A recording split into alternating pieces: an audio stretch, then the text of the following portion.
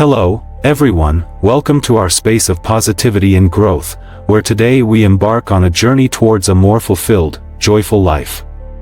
In the next 30 minutes, we will explore the art of living with intention, transforming complaints into gratitude, regrets into lessons, and consciously choosing happiness every single day. Imagine redirecting the energy we spend on complaints into forward momentum, and picture releasing the weight of regret through the power of forgiveness. As we share this time, we'll uncover our personal reasons to smile, laugh, and find joy in the mundane, reaffirming the choice to be happy with every new dawn. So, if you're ready to embark on this transformative journey with me, signal your readiness in the comments, bring your energy to this chat, and let's infuse this session with a brightness that outshines the darkest of days. Lesson 1: Complaints do not solve anything. Everyone has complained at some point. Some people complain and then just get over it, they stop complaining. But some others can't stop and keep on complaining without end. Many people sigh and moan every day about how life isn't fair. Most of the time, they're complaining about little things at home, like a messy room or a broken toy. But if you think about it, those things aren't worth complaining about. Maybe they're easy to fix, but you keep complaining without even trying to solve the problem. Story 1. Tim's red truck and the unsung heroes. Tim, a young entrepreneur, cherished a small, red model truck that sat on his office desk, a gift from his late father, a reminder of resilience and dreams. However, one day, Tim arrived at work to find his treasured memento in pieces, an unfortunate casualty of the nightly cleaning crew. His frustration was immediate. How could they be so careless, he fumed, letting his anger spill over in a staff meeting and souring the morning's work environment. But as the day progressed, Tim's conscience began to weigh on him. He remembered his father's lessons on perspective and empathy. He observed his team, Lara staying late to finish a report, Raj skipping lunch to troubleshoot a client's problem, and Emma patiently training a new employee. These unsung heroes of his workplace were doing their best, each grappling with their own unseen struggles. Tim decided to apologize for his outburst. At the next team meeting, he acknowledged his overreaction and expressed gratitude for his team's dedication. The model truck, he realized, symbolized not the material possession, but the spirit of perseverance and kindness it represented.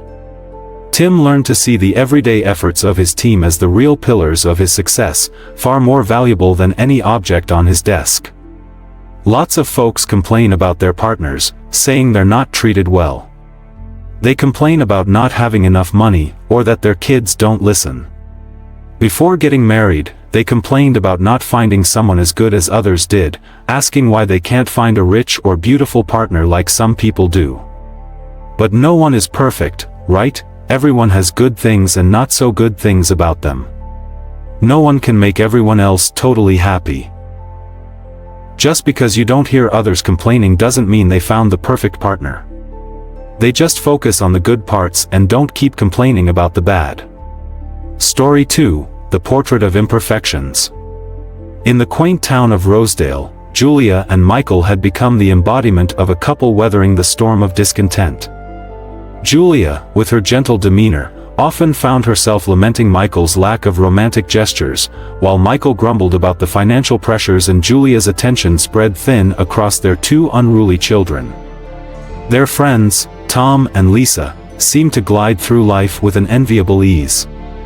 Their social media brimmed with holiday snaps and anniversary gifts, a stark contrast to Julia and Michael's modest living and infrequent date nights. Why can't we have what they have? They would often wonder aloud to each other, their voices heavy with desire. One balmy summer evening, during a neighborhood barbecue, Julia found herself in the company of Lisa, away from the laughter and sizzle of the grills. Under the veil of shared confidences, Lisa's perfect facade cracked, revealing the quarrels and compromises hidden from the public eye. She confessed, "Everyone thinks we have it all, but we have our problems just like anyone else." The revelation was a balm to Julia's restless heart. She began to reflect on the untold stories behind closed doors, the silent struggles that never made it to dinner party gossip. She realized that their own home, brimming with loud voices and laughter, held a certain charm that she had overlooked. She saw Michael, not as a man who forgot anniversaries, but as a partner who worked tirelessly for their family. Her children, not as disobedient, but as spirited souls carving out their own paths. That night, Julia whispered her insights to Michael, and together they decided to sketch a new portrait of their life, one that celebrated their imperfections and cherished their shared moments of joy. As the seasons changed, so did the atmosphere in their home. Complaints turned into conversations, and yearnings into appreciations. They found happiness not by comparing to others but by cherishing their unique blend of imperfections. And though the world outside remained unchanged, within the walls of their home, they cultivated a contentment that was entirely their own. If two people decide to be together, they should try to understand and accept each other. After all, nobody can be perfect. You're not perfect either, are you? So, before you start complaining about someone else, ask yourself, am I that great? Instead of wasting time complaining, think about the good things in the person you're with. Think about the nice things they do for you, not just the bad stuff. If you're not happy, why stay together? If all you can see is the bad, then staying together might just be wasting both of your time. If it's really that bad, it might be better to break up early, so you don't both end up hurt. Like they say, it takes 100 years to bring people onto the same boat, and 1,000 to share the same pillow. Meeting someone is special, so don't lose them over complaints, or you might regret it. Some people work hard to get married. But after the wedding, life has big and small problems. And couples who've been together for a while might argue. The more they argue, the more they complain. If all you hear is complaints, you might start to get annoyed with each other, and that's not good. But what if you talked about things before you start to complain?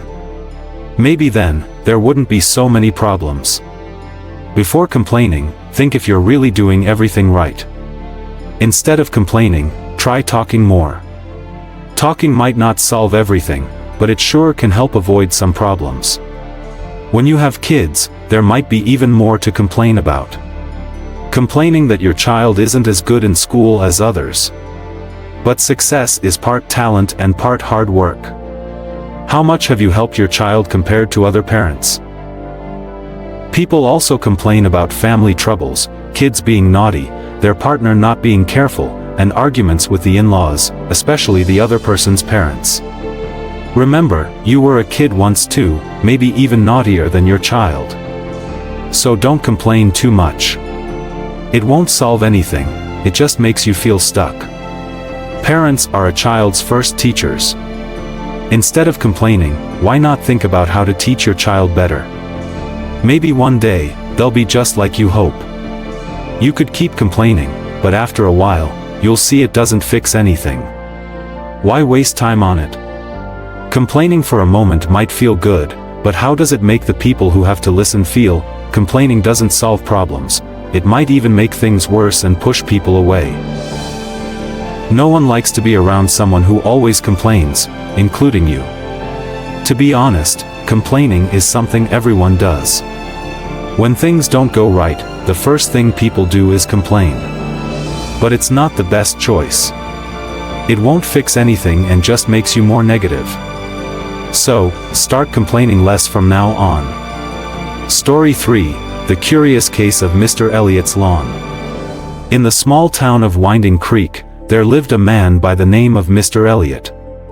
He owned the grandest house on Maple Street, complete with a sprawling lawn that was the envy of the neighborhood. Yet, Mr. Elliot was never seen without a frown, and his favorite pastime, it seemed, was to complain. If it's not the weeds, it's the pests, he would grumble to anyone who would listen. If it's not the drought, it's the torrential rains.